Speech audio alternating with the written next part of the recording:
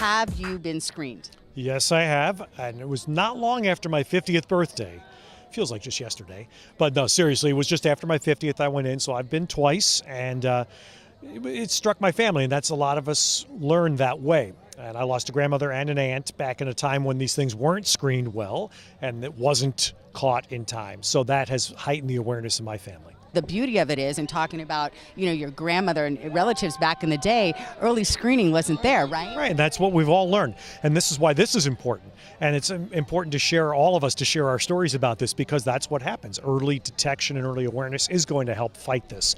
And as I said, I watched it twice, and I'm sure thousands, if not hundreds of thousands of people that we're talking to and listening to us have gone through the same thing. You don't want that to happen. So that's the point. Just go, and by the way, the process is so much easier than it used to be. It's so much easier. I couldn't believe how relatively painless, and it was not uncomfortable. There was nothing wrong with it, and it's the most important thing you can do. Exactly. And there are two different types of screening, right? There's the FIT test, which is just, you can do that in the privacy of your own home, right? Mm-hmm. And the colonoscopy, and they're saying that both tests are good. Yeah. I went through the colonoscopy test, and I'm telling you, it was really amazing how, despite some of the things you'd heard, not true.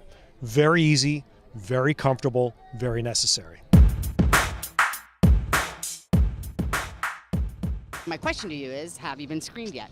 I have. I mean, when you turn 50 years old, you got to have a colonoscopy. You have to do it every 5 or 10 years, depending on how the first one goes. But colon cancer is really lethal, and it's something that's easy to get checked out, nothing to be afraid of, and every guy and gal should really take a look at it, take care of your health, and be on top of it. What prompted you? I know you turned 50. Was it your doctor or you, or?